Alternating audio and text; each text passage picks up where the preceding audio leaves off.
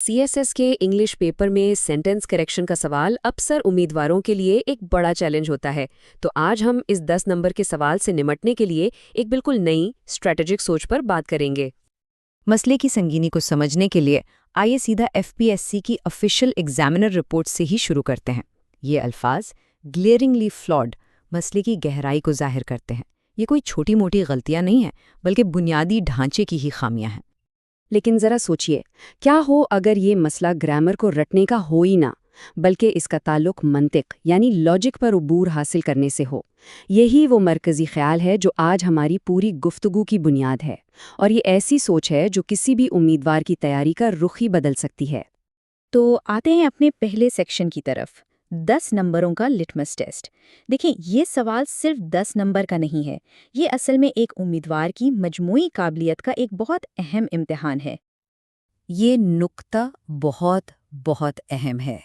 अगर कोई इन जुमलों को ठीक नहीं कर पा रहा, तो ये इस बात का इशारा है कि आगे जाकर एसे और प्रेसी के पेपर्स में भी नाकामी का सामना करना पड़ सकता है।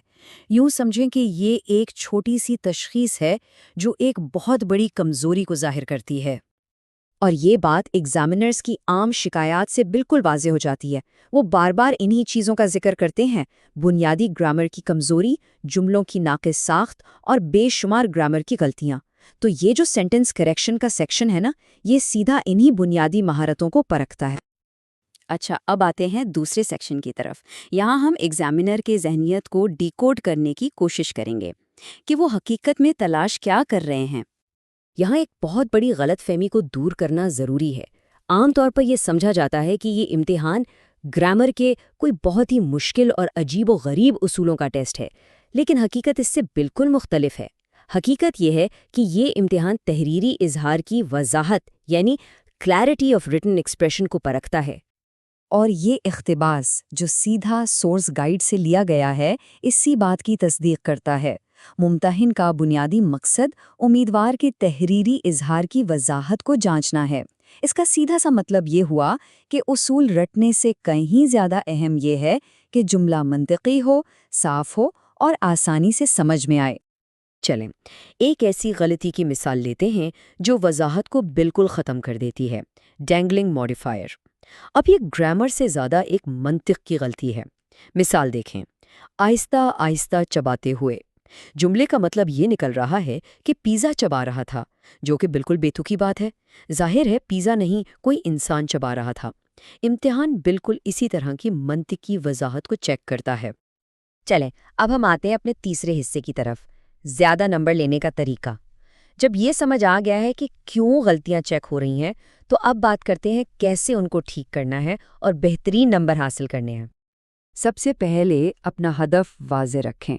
हदफ है सिर्फ 5। 8 में से सिर्फ 5 जुमले दुरुस्त करने हैं, और ये कोई मामूली इंतखाब नहीं, बल्कि एक हिकमत अमली का इम्तिहान है।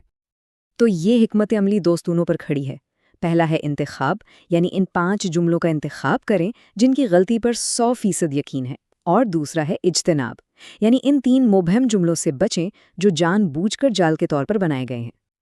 अब आते हैं एक बहुत ही आम और तबाहकुन गलती पर, और वो है जवाब की वजाहत लिखना। याद रखें, सिर्फ दुरुस्त जुमला लिखना है, कोई वजाहत नहीं।